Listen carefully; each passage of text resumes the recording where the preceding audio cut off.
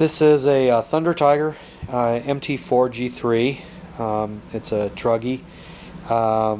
What I think is the issue with it at the moment is the rear differential. You can see here's the rear differential. There's a wheelie bar right there, and then in front.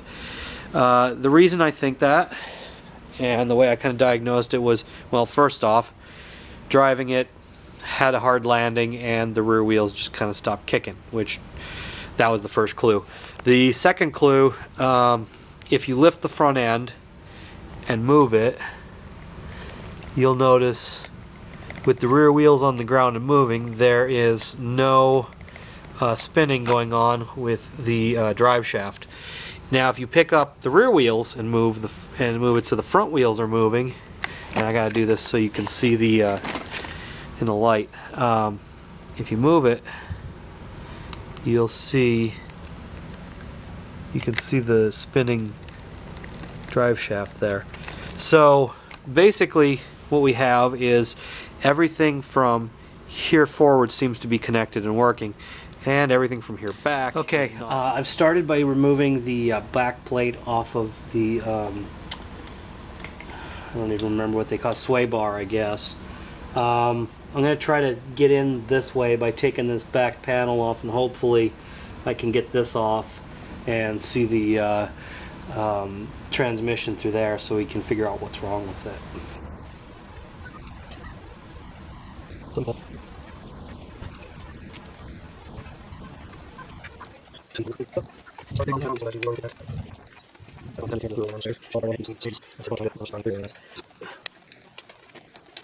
The frame you see it's sitting on is actually a steel roll cage that I have instead of the Lexan body. It's a pretty cool custom piece, except I think it might be part of why the car is broken. Adding that extra like pound and a half, however much it weighs, really does have effect on the shocks and pretty much everything, because, you know, based on the scale, that's probably like adding, you know, a good 300-400 pounds to a real car. So it's a cool piece. You can wreck the crap out of it, not break the body, but unfortunately I think it might be semi-responsible for the state that we're in with the transmission at this point, because it's landing with much more force.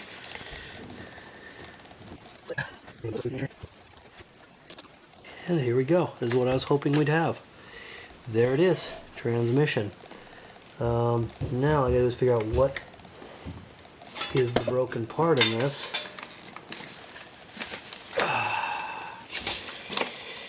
Of course I got this anti-sway bar in the way, but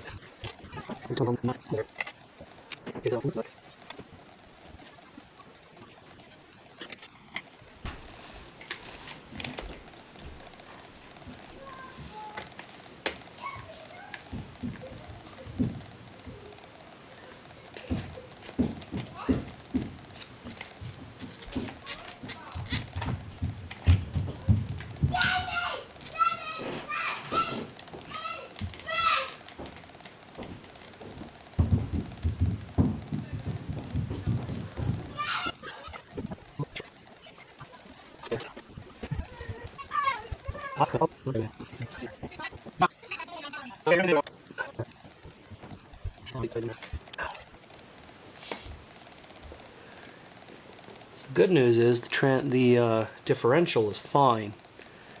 Bad news is this gear here is slipping on the drive shaft. So now the trick is figuring out how to get that tightened up on there.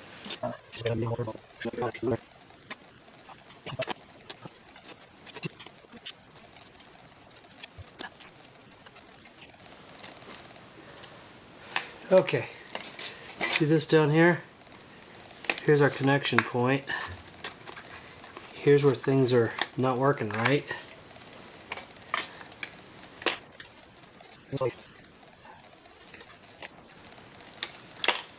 Okay, we found the problem. Ooh, and a big problem it is. Actually, maybe not. Okay, what we have here, it's not a differential issue. You can see this thing's got the helical cut gears, which is nice. Goes, you know, like so to run the system. Everything looks fine. The gears aren't stripped. This is fine. What we have is at the end of the drive shaft, dog bone, whatever you want to call it, there's a kind of a cuff with a set screw in it. That set screw has either sheared, which is bad, or has just released and loosened up, which is great if that's the case, because that means we don't even have to buy any parts. So I'm going to get in here and get a little closer look at it. See if I can set this up so that you can see it. Take a look here. See if there's anything to see. There may not be much to see here. Try to move it up closer to the camera here. You can see right down here, this piece here, there's like a little opening in its little cuff right there. This piece here slips right inside of that and then connects with the transmission. So that's what we're trying to fix at this point.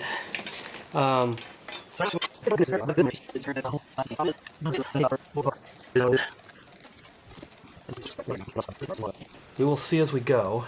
Okay, now you can get a better look at this thing.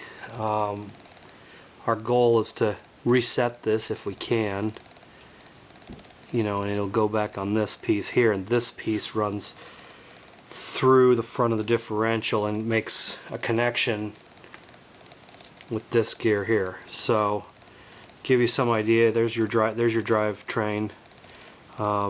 These things, it sits on a couple ball bearings so that when this thing spins it can rotate the drivetrain.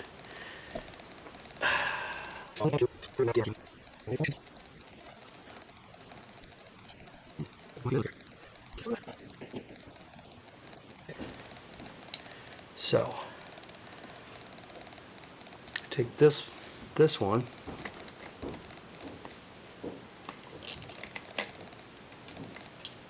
I don't know if you can see what I'm doing, but I'm sliding it back down into there. Then I'm going to turn it so that the flat side is up. We're going to slide this cuff over it with the set screw on top. This is good news though. That really heavy steel roll cage that I was talking about, as it turns out, did not actually cause any severe damage to this car. So I thought we had some sort of plastic inside that had shredded, and we did not. This car, I will say this is a testament to this car.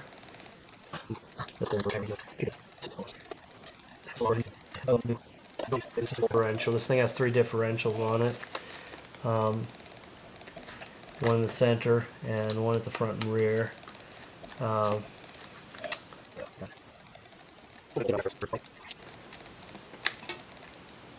Yeah. See, we got gear spinning action. That's a good thing. That's a good sign.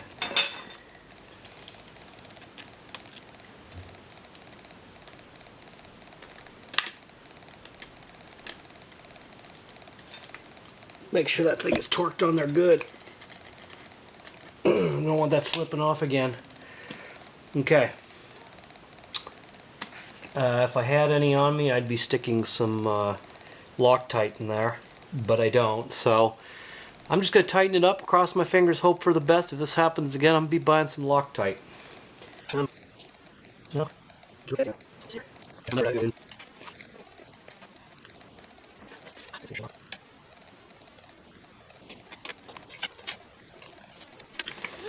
Okay, it's going to get a little tricky because I've only partially taken it apart. Probably a little ugly too. I gotta pry these A-arms out so I can get the dog bones for the front tires in place. In fact, I think instead of prying them out, what I'm going to do is just pull the front differential forward and attempt to lock it into place, and then just push everything back. So there's one side. Sorry if my head's in the way.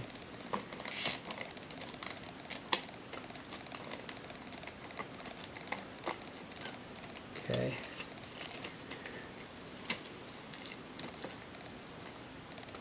Okay. That's in place.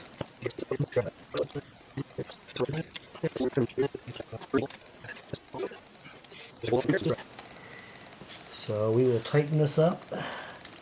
I'll leave the car down on the ground for a second here so I can get everything going before I tip it up again.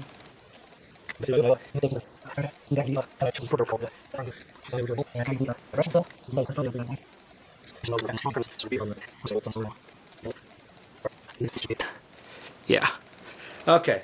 This is the back plate right here. I have to tighten up these screws so that this is all, so the transmission is all nice and tight in there.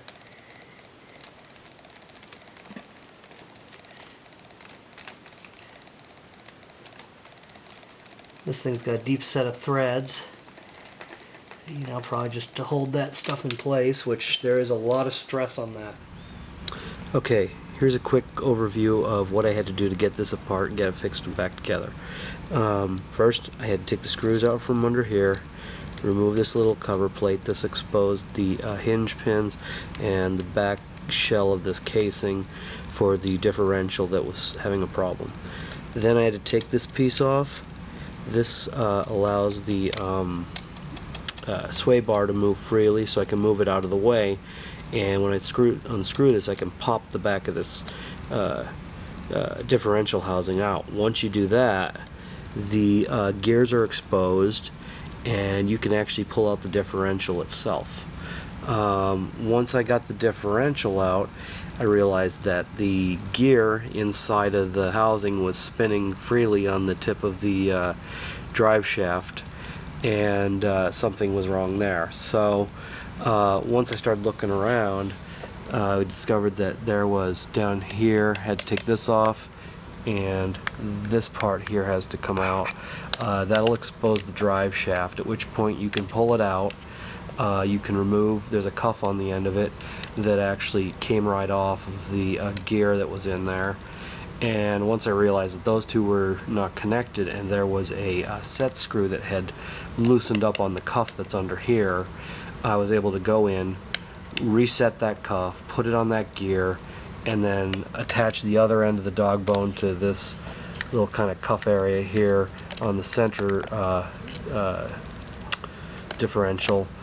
And once I had that, I set the screw, put all this stuff back, and once everything was back in place, I was able to just put the rear differential back into this housing, put the back on, tighten the screws, add the piece that holds the sway bar in place, and this end cap that keeps the hinge pins in place.